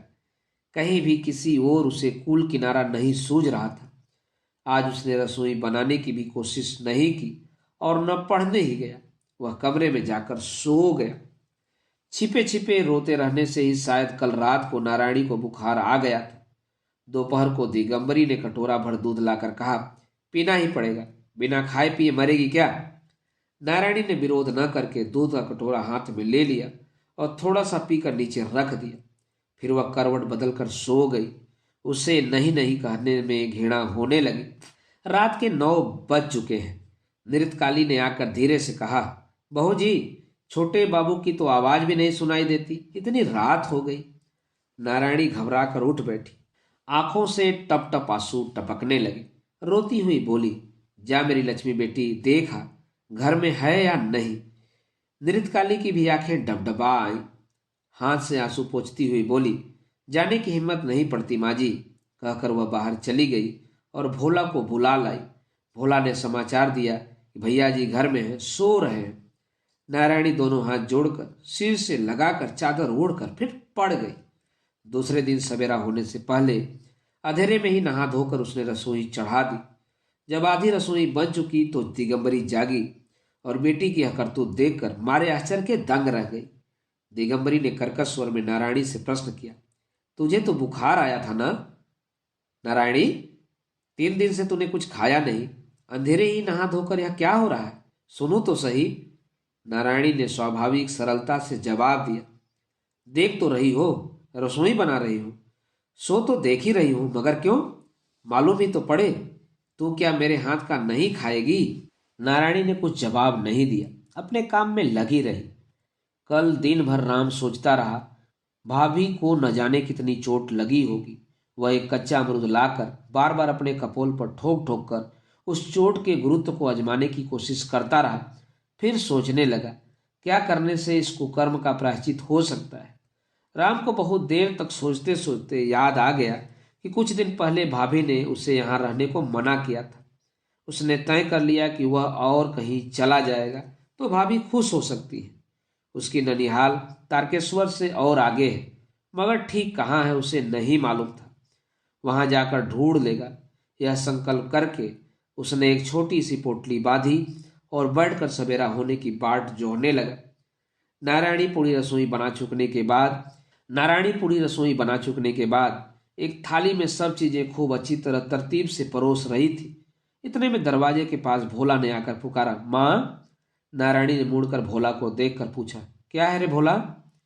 पिछले कई दिन से वह गाय की देखभाल जरूर करता रहा, पर राम के डर के मारे भीतर नहीं आया। भोला ने धीरे से कहा, कान में एक बात कहनी है माँ। नारायणी के पास आकर भोला ने फुसफुसाते हुए कहा, तुमने जो कहा था वही होगा, अगर 2 रुपया दे दो। नारायणी समझ न सकी, बोली, क्या होगा? किसे रुपए देने होंगे? भोला अचरज में पड़ गया, बोला, तुमने भैया जी से कहा था न जाने को, वो जाने को तैयार है। अच्छा, दो नहीं तो 1 ही रुपया दे दो। नारायणी अकुलाकर बोली, कहाँ जाने को तैयार है रे? कहाँ है वो? भोला ने कहा, बाहर पीपल के पेड़ के नीचे खड़े हैं, कहीं उस तरफ उनकी ननिहाल है ना। जा भोला, तू जल्दी लिवा ला, कहना मैं बुला रही हूं। भोला भागता हुआ चला गया। नारायणी पत्थर की तरह वहीं खड़ी रही। थोड़ी देर बाद राम एक छोटी सी पोटली हाथ में लटकाए सामने आकर खड़ा हो गया। नारायणी चुपचाप हाथ पकड़कर उसे घर के भीतर खींच ले गई। दूर से दिगंबरी ने जो राम को रसोई घर में घुसते देखा तो उसके होश फाख्ता हो गए। मारे आशंका के वह दौड़ी हुई रसोई घर में पहुंची। वहां देखती है, सजी हुई थाली के सामने नारायणी राम को गोद में लिए बैठी है। राम उसकी छाती पर मुंह रखे हुए हैं। उसके सिर पर, पीठ पर नारायणी के टप टप आंसू टपक रहे हैं। भौचक होकर कुछ देर तक दिगंबरी नारायणी की ओर देखती रही, फिर बोली, मैं जानती थी, इसीलिए इतनी सुबह से उठकर यह सब हो रहा था। भोजन कराया जाएगा, जान पड़ता है, और मेरे दामाद ने जो इतनी बड़ी कसम दी थी भाड़ में चली गई। नारायणी ने झुका हुआ मुंह ऊपर उठाकर कहा, भाड़ में क्यों जाएगी माँ? उनकी बात मैंने अमान्य नहीं की है। 3 दिन न तो मैंने खुद कुछ खाया और न इसे खिलाया। दिगंबरी तीखे स्वर में बोली, इसी को कहते होंगे अमान्य नहीं की, तो फिर यह क्या हो रहा है? जिसने कसम दी उससे एक बार तो पूछ लेती। नारायणी ने मानो एक कड़ी चोट सहते हुए संक्षेप में धीरे से कहा, मैंने पूछ लिया है। दिगंबरी को विश्वास नहीं हुआ। वह और भी ज्यादा क्रोधित होकर बोली, मैं दूध पीती बच्ची नहीं हूं नारायणी। तूने पूछ भी लिया और यह मुझे मालूम भी न हो सका। अब नारायणी से न सहा गया। वह अभी कठोर होकर बोली, तुम्हें कैसे मालूम होगा माँ? किससे, कब, कैसे मैंने पूछा? माँ, जिसके जबान है वह कसम दे सकता है, मगर। इतना कहकर वह रुक गई और गहरे स्नेह से राम का लज्जित मुंह जबरदस्ती छाती पर से उठाकर उसका ललाट चूमते हुए बोली, मगर जिसे अपनी छाती से लगाकर इतने से बड़ा करना पड़ता है, वह जानती है कि कैसे पूछा जाता है और कैसे इजाजत मिलती है। तुम्हें फिक्र करने की जरूरत नहीं है माँ। अभी जरा सामने से चली जाओ, इसे 2 कौर खिला दो। मेरे बच्चे ने 3 दिन से कुछ खाया नहीं है। यह कहते कहते उसकी आंखों से फिर आंसुओं की धार बह चली। दिगंबरी ने क्षण भर ठहर कर कहा, भला अब मैं यहाँ किस तरह रह सकती हूँ? इस घर में अब मेरा रहना नहीं हो सकता। तुमसे साफ कह देती हूँ। नारायणी ने कहा, मैं भी यही बात तुमसे कहना चाहती थी, पर मुंह खोलकर नहीं कह सकी थी। सचमुच ही माँ, अब तुम्हारा यहाँ रहना नहीं हो सकेगा। तुम्हारी आंखों ही आंखों से मेरा इतना बड़ा लड़का आधा रह गया।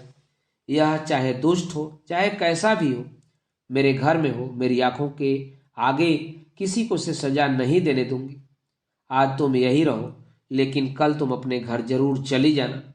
तुम्हारे लिए खर्चा वर्चा मैं बराबर भेजती रहूंगी, लेकिन यहाँ अब तुम्हारा रहना नहीं हो सकेगा। दिगंबरी काठ की हो गई और कुछ देर खड़ी रहकर धीरे धीरे कदम उठाती हुई वहां से बाहर निकल गई। राम उसी तरह छाती पर मुंह रखे हुए धीरे धीरे बोला, नहीं भाभी, उन्हें यहीं रहने दो। अब मैं अच्छा हो गया हूं। अब मुझे सुमति आ गई है। अब की बार तुम और देख लो। नारायणी ने और एक बार उसका मुंह उठाकर ललाट पर होठ छू दिए और आंसुओं के भीतर से मुस्कुराते हुए कहा, अभी तो भात खा ले। दोस्तों, अभी आप सुन रहे थे शरतचंद्र चट्टोपाध्याय की बांग्ला कहानी राम की सुमति का वाचन मेरे अर्थात नासुरांचली के स्वर में। दोस्तों, और भी किस्से कहानी अगर सुनना चाहते हैं तो मेरे साथ जुड़े रहें और सुनते रहें कथा, कहानी और उपन्यास। धन्यवाद।